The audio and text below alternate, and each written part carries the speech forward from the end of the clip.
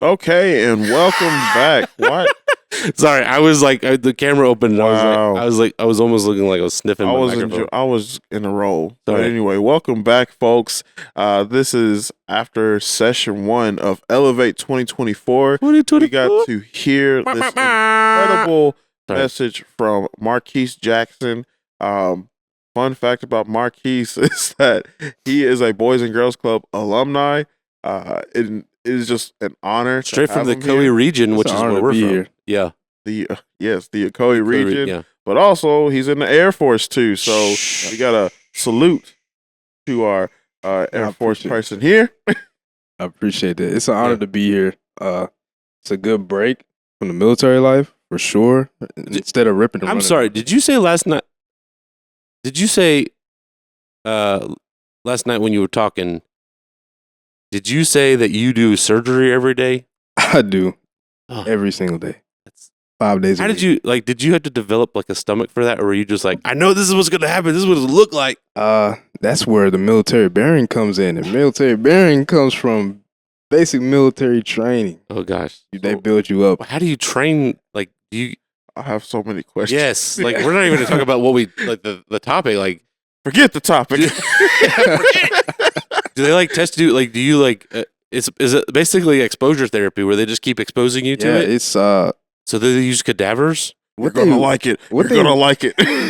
what they like saying is, all the MTIs like, they all like to deny that they're not breaking us down to build us back up, but that's literally what is happening throughout all 7 weeks. They're breaking you down to build you back up. So like when you say break down, like what does that mean? Does that mean like breaking your spirit or just breaking you down? Breaking your spirit mentally, physically.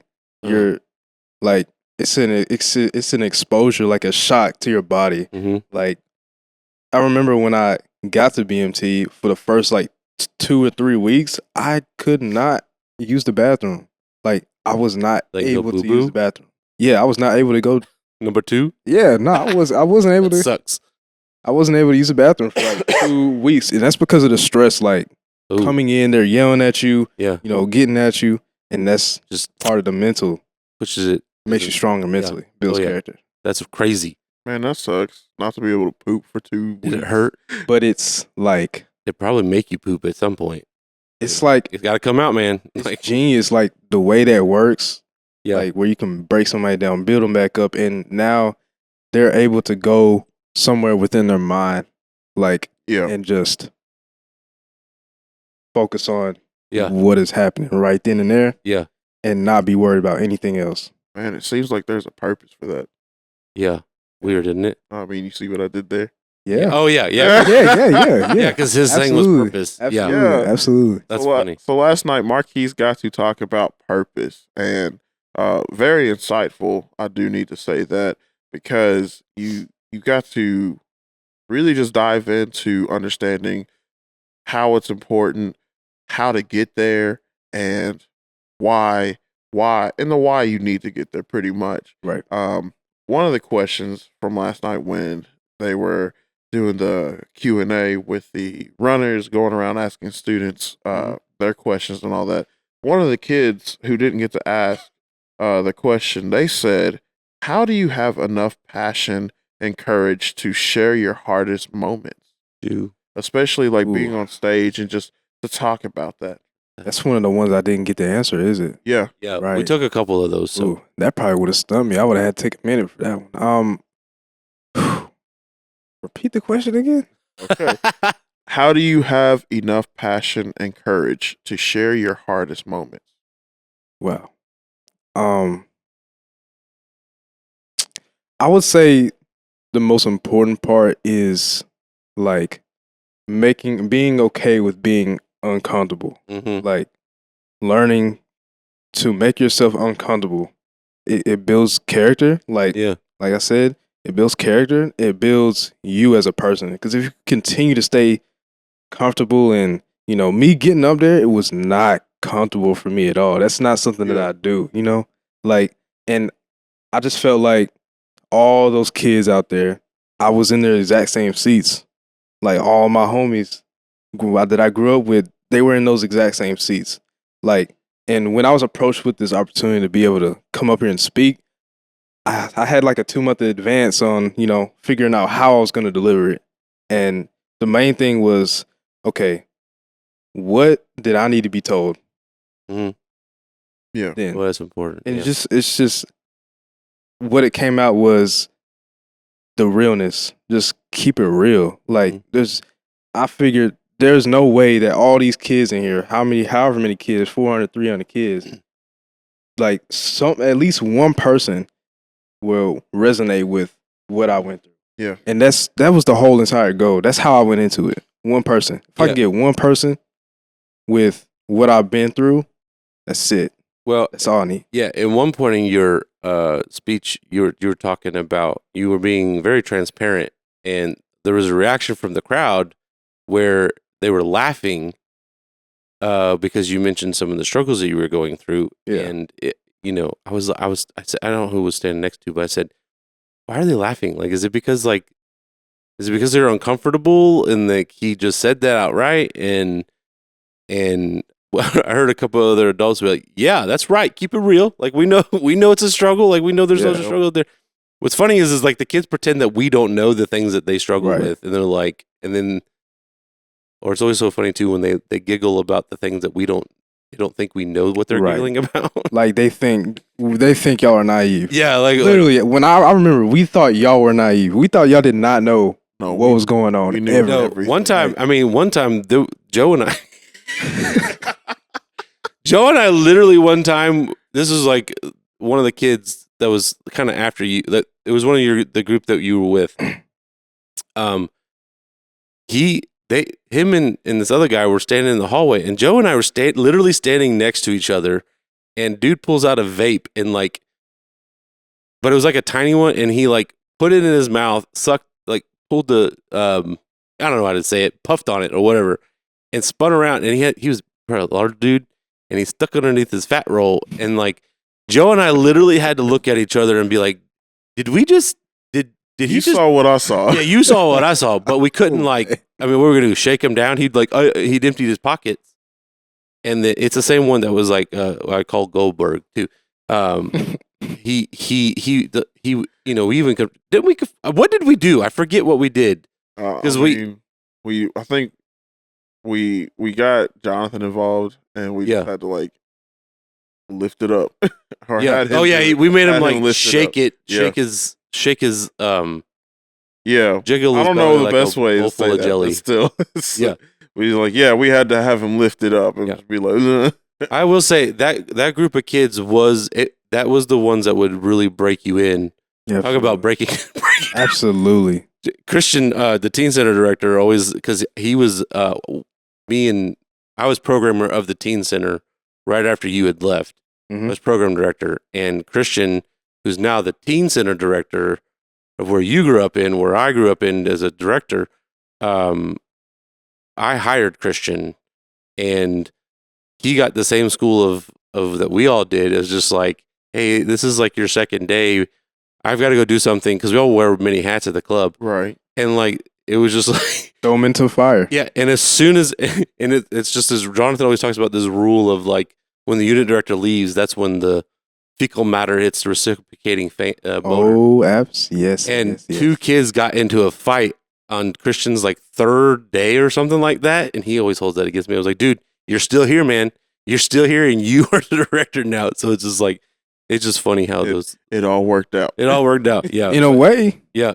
In a way, that's y'all's BMT. Yeah, that's right. Like that, in a way, it's just, it works the same way. I always tell, it's always funny, like, especially when we walk through the main club, which is Tucker, and it's like right as the bus is coming off. It's always like, it's similar to, I don't know if you've ever seen this movie, but it's the one with Mel Gibson. We Were Soldiers, and Sam Elliott and Mel Gibson are in this movie, and they're veterans from previous wars, and they're like walking around like they're strolling through a park, and they've got bullets and napalm blowing off, and they're walking around screaming orders, and there's guys, but the new guys are all on the ground crying, and the dude's like, get up, what are you doing? Oh, yeah. And that's the same way that it is sometimes in Tucker, just because that first like 30 minutes of when the kids get off the bus is like, it's controlled chaos, but it's still chaos, and that will make or break you at the club. Like I said, when we got off the bus, straight to the gym. Yeah. You know. Oh yeah. Straight to the gym. Picking up basketballs. Yeah. Like, y'all love that place. Yeah. Yeah. I had to, when I was the program director there, talk about those kids, I had to like figure out ways to be super creative with Power Hour because like I was like, man, we got to get them to do something. So like we started doing like these word searches and stuff like that. But like it just because of that you would come in, they would be in the gym, and then like right. Jonathan's like, you need to do Power Hour. I was like, what? Like, like please make them do Power Hour. Like you make them do Power Hour. Let me see. The thing is, Jonathan had this way. He still does it with other things, but he has this way of like influencing you to want to follow him, and I think that's what makes a good leader. It helps because Jonathan is a lumberjack. Oh, that's true. Like he's bigger. He's a very, very intimidating person, but he's the sweetest soul in the world. Though. I know. Like you see the red hair, the red beard, and everything. Yeah. And you like, oh hey now. Yeah. He like Sheamus from WWE. Like, and like that's tear you down. That helps him a lot. But I like when you're talking about like Christian coming in first. I just want to call like Mr. Jared. Yeah. Jared, when he came in. Oh yeah, we want to talk about that. We want to talk about the head heard around the world. Yeah, go ahead. Okay. As big dog as he tries to act sometimes, and I know him. I know him. I know him. Yeah. When he came in, and it was Miss Bailey as the teen center director, and Miss Bailey. Jonathan was coming in as well. When Mr. Jared came in, he was deer in the headlights. Deer in the headlights. I can see that. And we fed off of it. Yeah. Oh yeah. Like it wasn't until he just started teasing us back. Yeah. Started, roasting us back. It is intimidating. Like you're coming in and especially if you've been a kid that or a person that hasn't been well cultured, I guess you could say is the best word to say that, right? And so we all, Joe and I talk about this stuff all the time. We've joked about starting a podcast called The Gray Area where we talk about this stuff about like how sometimes even though you don't want to have perceptions, there's still perceptions there, and you're and I think what happens is you kind of like buy into those, whether it's working with teens or any kind of different people, you know what I'm saying? Like minorities, yeah. and so, but I mean, yeah, I was a little intimidated the first day when I was working there too, but Jared, like, I can only imagine. I want to hear all the stories. Yeah, we could go on for days about the stories that I have on it. Yeah. Like, I'm sure he's got a bunch of stories on me, and I'm sure you have a bunch of you have a couple stories. Like, yeah, I honestly, I know this is like, y'all are interviewing me, but like, no, like, what was y'all's like impression of me, like, when I was there? I met you in a different time period. Joe might have a better one, because you were more where you were kept together. I was a little bit more calm. Yeah, you were calmer out of the whole group, and so like, but also I remember you because of your little twin brothers, right, and all that stuff, and so like, with them two, and then you, like, y'all just seem like a whole deal together. Yeah. And so, but I will say, like, yeah, Marquis, like back then, you were such a cool kid, and seems more cool, calm, and collected. And so, like, I think in those moments, like you talked about last night, where you did spout out in anger, I'm like, whoa. Yeah. I'm like, this little scrawny kid, he's packing some heat, so out of nowhere. Like, how do you do that? What's the dude you do all the time? Oh, you talking about Dragon Ball Z? That was him. Oh yeah, Vegeta. He had that. Vegeta. He had that Vegeta. Nah, I definitely had some Vegeta syndrome. Definitely had some fire to me, for sure. Sounds like something you need to take antibiotics for. Yeah. Oh my gosh. I definitely had some fire in me for sure. Oh, but no, honestly, and even though we get to share some stories about like some people who start out in the club and they found their purpose. Essentially, um, I think that's such a cool thing because um, seeing how they started, where they did come out as being the person who was the one with deer in the headlights, and they are now able to step into this role of, hey, I feel more qualified to be a leader. I feel more comfortable in doing this. Mm-hmm. It's such a crazy way in how perspective and their purpose had changed. Like, is that something that's like similar to you? Like right Yeah. now, it's like, especially even getting into the Air Force. Like, were you that moment? Were you that person that was the deer in headlights? Um, as much as I would love to say no, I wasn't. Like when I got to basic military training, it was more of like trying to figure out who I was, like by myself, nobody there. Can't call my dad, can't call my mom, can't call Jonathan, can't call Mr. Jared, can't call nobody. I'm just there.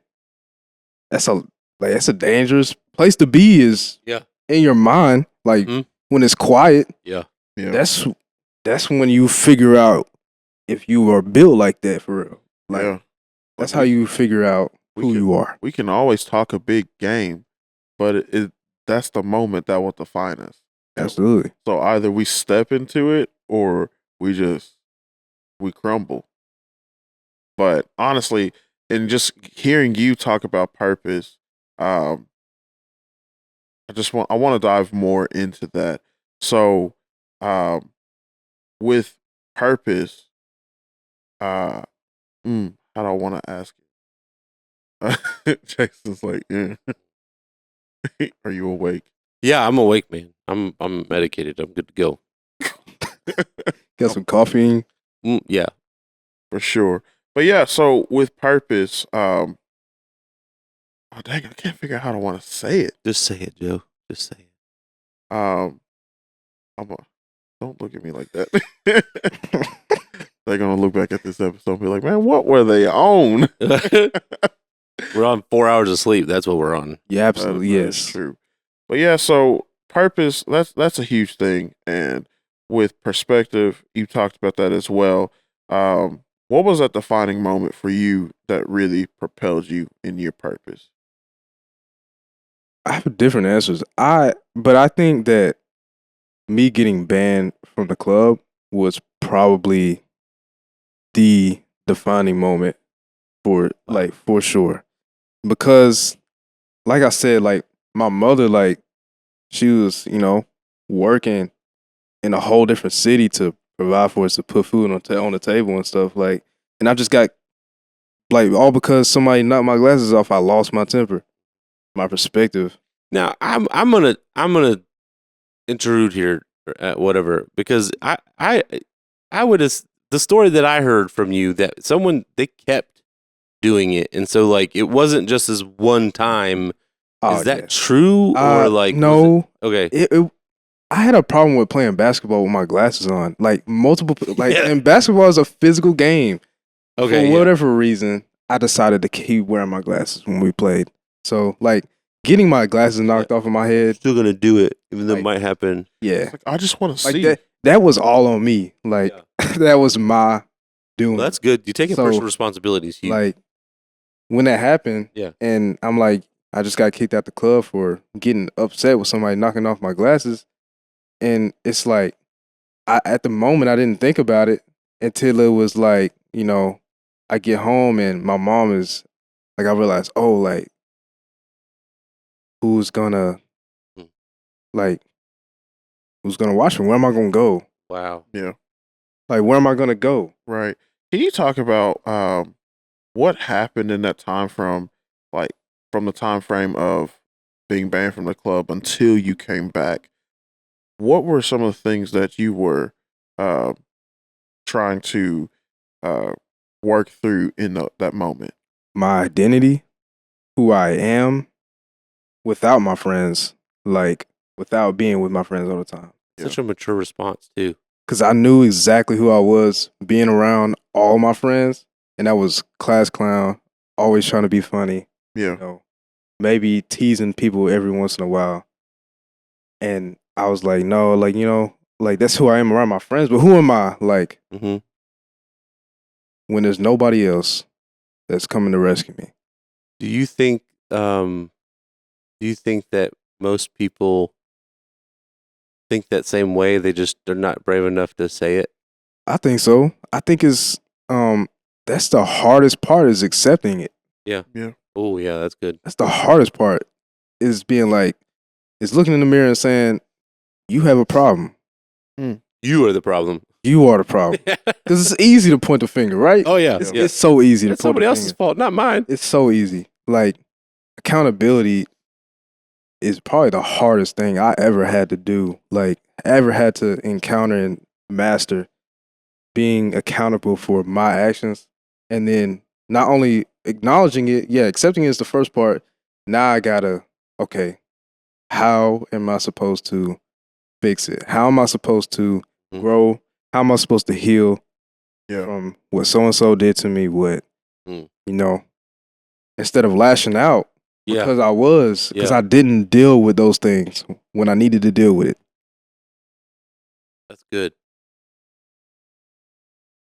So let me ask this because I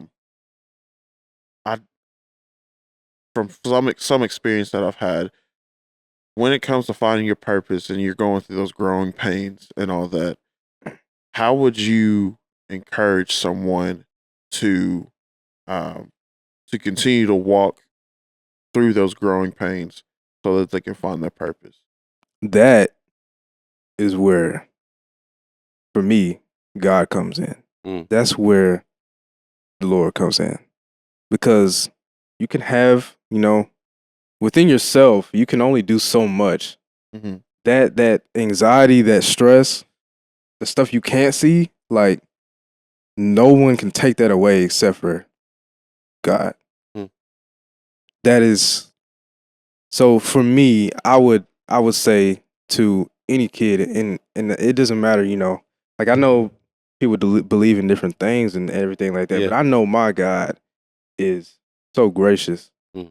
And I would tell, just like I did up there last night, all of them that without God, my purpose is not fulfilled. Yeah. I had to find my purpose in God. I did have to do the work because we have free will, but without God, without finding God, after I got banned from the club and getting in the Word and really finding out my relationship with Him, I would not have been able to apologize to Jared and know what to say, or have the perspective to be like, yeah, I was wrong. This is what I need to do to change. So I would tell them, you know, Jesus. Yeah. It's plain and simple. Oh, yeah. Yeah, for sure. It's so weird how it's interesting to see, weird and interesting, but like it's weird that people don't understand that, like that grasp is, and it's usually because we're on the other side of the fence on that, and we've been through it, and like we've, for lack of a better term, bought into it to the sense of like, oh, I do need a savior, and I'm a broken person, and so it's like, I think it's huge to one for you to be able to acknowledge that. Well, how old were you when you got kicked out? Like how old? I was 15. 15 years old, and you're already thinking like that's because that part of your brain doesn't even develop yet. That's why like, so you not only had to like, you definitely have a purpose in your life because like you broke the mold of what is the normal thinking process, and it didn't take, like you found it on your own. Yeah. Do you know what I'm saying? Like it didn't like no one told you this. I mean, you probably had been like had repeated conversations because we just you don't just get kicked out of the club. Yeah, no. You know, just right out of the gate. I mean, you did punch a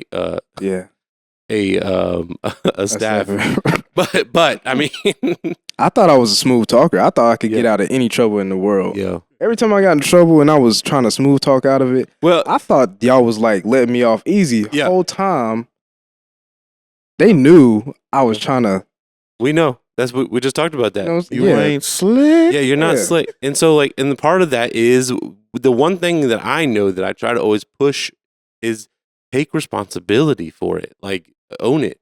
Own it and make the change, because no one's going to do it for you. And yeah, we could blame, our past and the people who hurt us, like you just said that, but like not taking any kind of ownership of it, it doesn't help you anything. And then you're just stuck in that, which we talked of, it cycles. And so it's just, it's just crazy because your perspective and your standard is your own. Yeah. And that was my message to them. Your perspective and your standard is your own. It doesn't matter forget the expectations. Forget what your mama telling you that you need to do. Forget what your dad telling you need to do. All that can go out the window. Because your standard, you have to live with yourself. Your standard, your perspective is the only thing that will drive you to what you're trying to get to. Right. And it's like, without perspective and standard, you cannot get to your purpose. Yeah. Yeah. Who was the person that taught you that concept that you just now have just adopted and pretty much own for yourself now? A collection of people. Yeah. From the club. Yeah. Go ahead. I'm listening. But this is what y'all like. This is what y'all do. This is why y'all are so important. This is why all of y'all are so important. It's because like y'all come and do this every single day, knowing that you could get cussed out, all this different stuff. Punched in the face. You could deal with me. Literally dealing with me, and like it's just so crazy. Like what y'all have to do is it's so important. Well, it really is. Yeah. So I'm sorry. I get worked up, and I'm really trying to practice on not pouncing, because like what you're saying is exactly my goal, and I know Joe kind of feels the same way, is like we always try to be that person that we needed at that age. And so it's just like it's a powerful calling, especially for what we do, because it's like someone once told me it was, and I said this last year at Elevate, is like we're the weed pickers, and like so like you're growing, and we're just the ones gardening the weeds and pulling through those weeds, and sometimes those weeds grow back really quick, but like it's those selective conversations, and it doesn't happen overnight, and suddenly you're looking in your mirror after you've been kicked out, and the echoes of those conversations are in the back of your head. Man, if you would just get out of your own way, or man, if you would just stop and think for a few seconds, man, if you would just take a couple of breaths, and man, if you'd stop playing with basketball with your glasses on, people would stop. Yeah. I've been told that many times. Yeah. Yeah, this is good. I like that. Yes, this was a very good time. Well, that is the end of our interview. We had a great time just getting a chance to talk to you more and just go a little deeper into the things that you got to talk about last night, especially in just reliving some memories. It's good. Honestly, it is a blessing to get to talk with an alumni from the Boys and Girls Club of the Ocoee region. It really is, especially one that I've got to have the chance to be a part of your life in some way or fashion. And so, but anyway, check out this podcast, The Blue Room. Will be coming out soon. And that's it. Thank you all so much. Appreciate it. Are you ready?